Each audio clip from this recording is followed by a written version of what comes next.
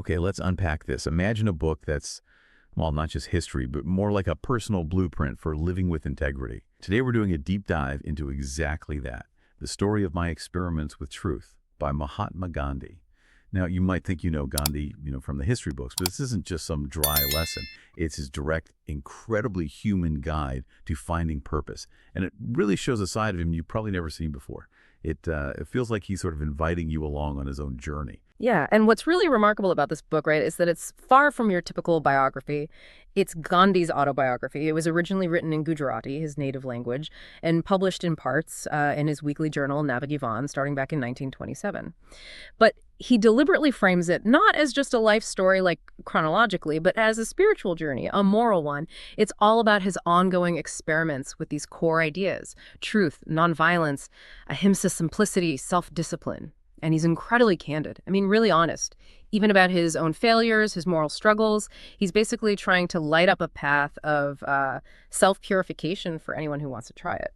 So it's not a standard timeline then. What does that actually mean for a life story to be a series of experiments with truth? He's not just listing events, is he? He's showing us the kind of the messy process of figuring out how to live truthfully. Precisely. Yeah. He consciously presents himself not as some, perfect hero or guru, but as a seeker, an earnest one. He's constantly observing, testing things out, learning from life itself.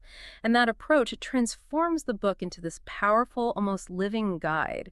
It's less about celebrating perfection and more about how an ordinary person really can build a life of integrity, peace, and real purpose through their own experiences, even the mistakes. That's a fascinating way to start. So before he became this, well, iconic figure we all recognize, what was the everyday Gandhi like? Where did these first sort of truth experiments actually begin in his early life? Well, Mohandas Karamchand Gandhi, he was born in 1869 in Porbandar, Gujarat, and he paints this picture of himself as quite shy, almost unremarkable as a kid.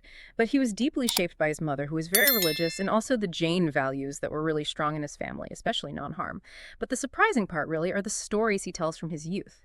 His early experiments, as he calls them. Things like trying meat, which was forbidden, moments of petty stealing, even telling lies. Wait, hang on. So even Gandhi, the Mahatma, had these moments, like teenage rebellion kind of stuff. That's actually quite surprising to hear from his own pen. Exactly. And he highlights this one crucial turning point from back then, the just overwhelming guilt he felt after these missteps, which pushed him to confess everything to his father. He actually describes that act, that raw honesty, as his first major experiment with truth. He also talks about his marriage, very young, at 13, to Kasturba, a practice he later strongly criticized as, deeply wrong. Then in 1888, he went off to England to study law, and he talks very openly about his struggles trying to adapt to Western culture. But it was also there he made this conscious choice to stay true to Indian values, especially vegetarianism. And this commitment, it seems small maybe, but it really started to solidify his whole moral framework. That's interesting how even something like sticking to vegetarianism in a totally different place became a sort of building block for his bigger ideas. I mean, for many of us, just navigating our own values when we're somewhere new can feel like a big experiment, right? And speaking of the transformation, after England, this shy lawyer ends up somewhere that really forged him into the leader he became. Here's where it gets really interesting. How did South Africa turn him from, well, an ordinary guy into this massive force for change? Yeah, South Africa was absolutely pivotal. That's where the transformation really picks up speed. He arrived there in 1893 for a legal case. And the catalyst was just raw, direct racial discrimination, getting thrown off a train even though he had a first-class ticket just for being Indian. That wasn't just an inconvenience.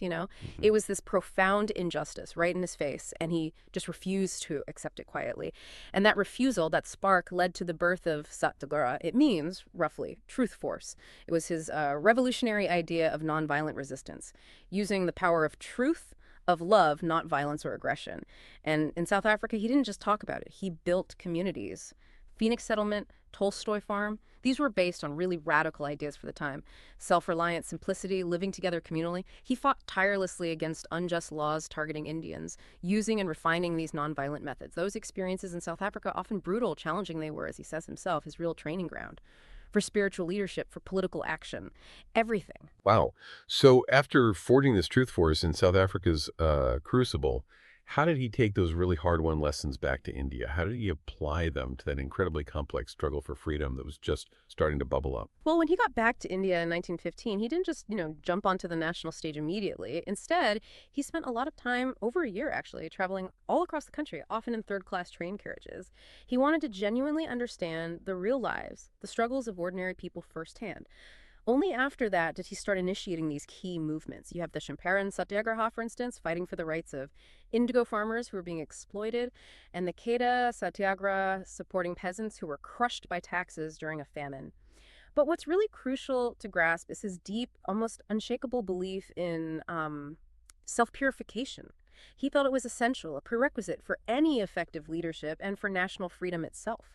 And this led him to adopt practices like brahmacharya celibacy and extreme simplicity in his life. And Oh, even meticulously spinning his own khadi cloth, the hand-spun fabric, that became such a powerful symbol of self-reliance, resisting colonial industry.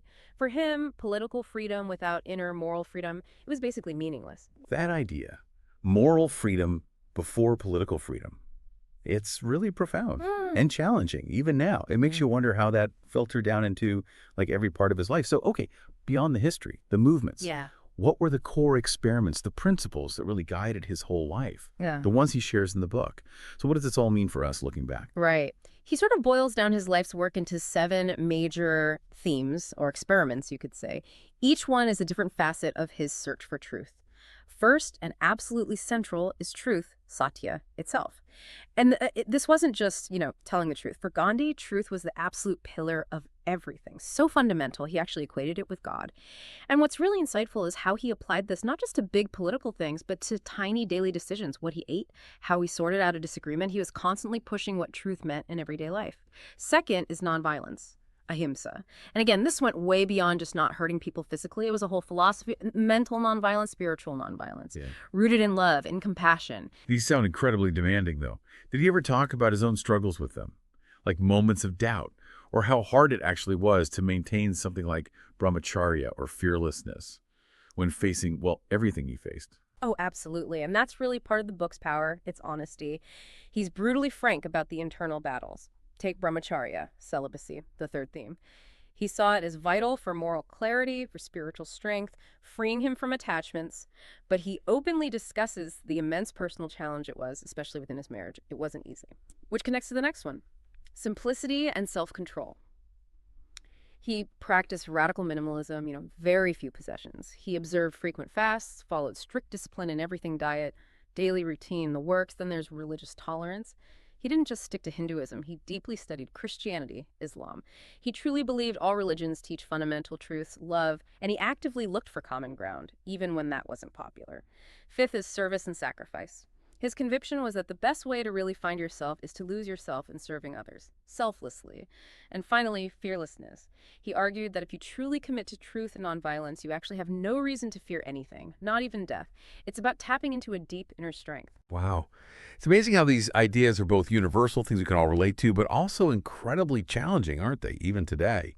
It really makes you think about how these principles might play out in your own life, trying to find purpose amidst all the modern complexities. And his writing style itself almost feels like part of the experiment, too. It's not grand or self-important at all. You're absolutely right.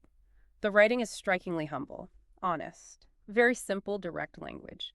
He openly admits his mistakes, his shortcomings, how his understanding changed over time. That's incredibly rare and refreshing in an autobiography. He's clearly not looking for people to worship him. He's trying to share what he discovered, the good and the bad. He keeps encouraging you, the reader, to focus on your own moral growth, your own inner transformation, emphasizing that that's the necessary groundwork before you can make any real difference outside yourself. If we had to boil it down, maybe 5 core lessons really stand out from the book. First, that a great life isn't about being perfect. It's built on truth, humility, and just unwavering service to others. Second, failures. They aren't just setbacks. He shows they're absolutely essential. They're how you learn and grow. Third, that inner change, that transformation inside yourself has to come before you can effectively change the world around you. Fourth, moral courage, sticking to truth, even when it's hard, is way more powerful than just physical strength or violence. And finally, maybe the most hopeful one, that even ordinary people, like that shy kid from Porbandar, can become extraordinary. through self-discipline, consistency, and just that unwavering commitment to truth. Yeah. This deep dive into Gandhi's autobiography, it's been so much more than just looking at history, hasn't it? It really does feel like a blueprint for living more consciously, maybe for seeing your own life as a series of experiments, too. Exactly. And what really sets the story of my experiments with truth apart, I think, is that it's not just his life story. It really is a guide for anyone, anywhere, who wants to live a life with more integrity, more peace, more purpose. It shows that even small, ordinary steps taken consistently can lead to a pretty extraordinary journey of self-discovery. So thinking about all this, what stands out to you from Gandhi's experiments with truth? How might some of these lessons, these struggles, these principles resonate in your own life with the challenges you face today?